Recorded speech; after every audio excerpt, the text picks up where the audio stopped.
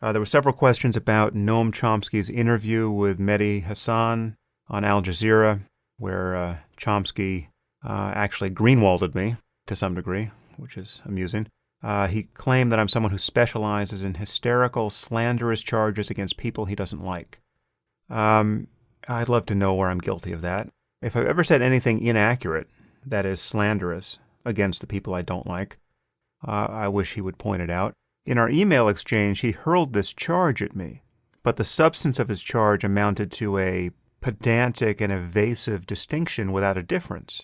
I had said that he never had considered the intentions of the United States versus those of her enemies, and he insisted that he had considered them, and it was a baseless slander for me to suggest otherwise, but he totally disregarded the significance of intention, discounted it, said you can't possibly know intentions because people lie about them, and at one point even inverted their significance, suggesting that not intending harm made one somehow more culpable for evil than intending it. It struck me as a fairly crazy view, but I was eager to talk about it.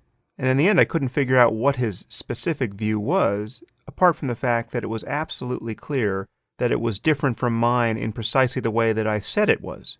He believes that considering intentions in cases like this is a sign of moral confusion, whereas I believe, in certain cases, it is the only difference between good and evil, because good people can create immense harm by accident, and evil people can sometimes do conventionally good things, seemingly good things, in an effort to do some larger harm, right? If they're manipulating people.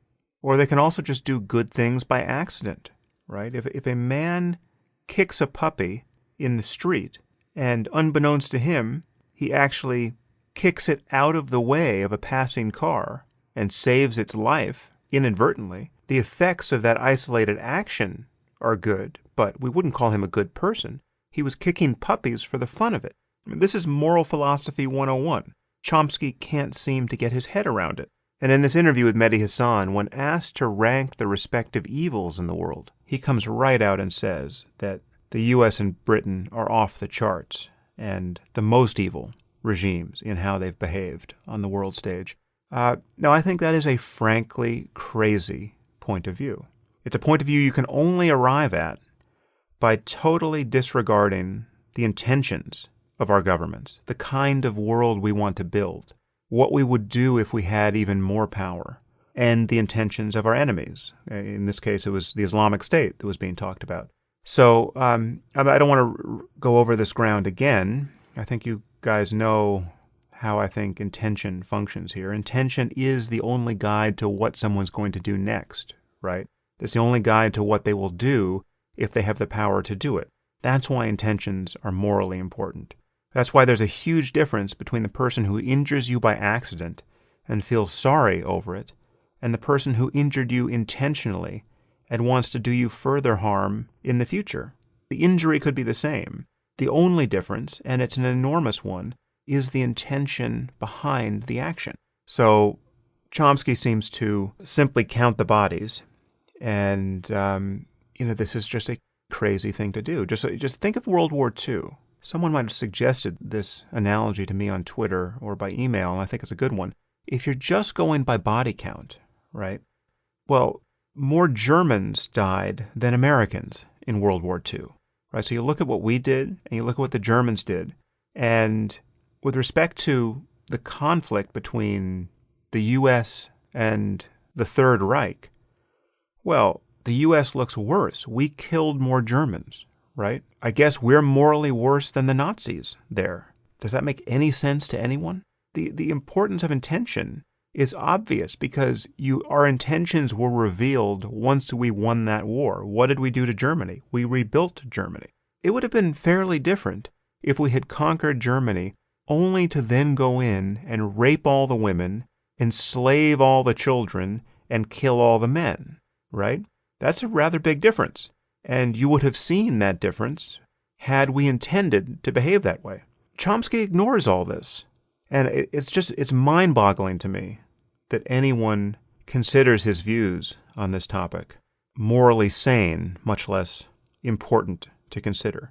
Now, is that a slanderous charge against him? I don't think so. I listened to the whole interview with Mehdi Hasan. He said many other things that were less crazy than that, and he said a fair amount that was just as crazy. He claims to be even more concerned about jihadism than I am, but he purports to be drilling down to its root cause, which, as was obvious from the context, he believes is U.S. foreign policy. We created global jihadism, according to Chomsky. Okay, well, good luck with that. My analysis of the roots of jihadism can fully absorb the reality of blowback, the fact that we funded al-Qaeda against the Soviets. Did we create the doctrine of jihad? Have we created a belief in martyrdom and paradise?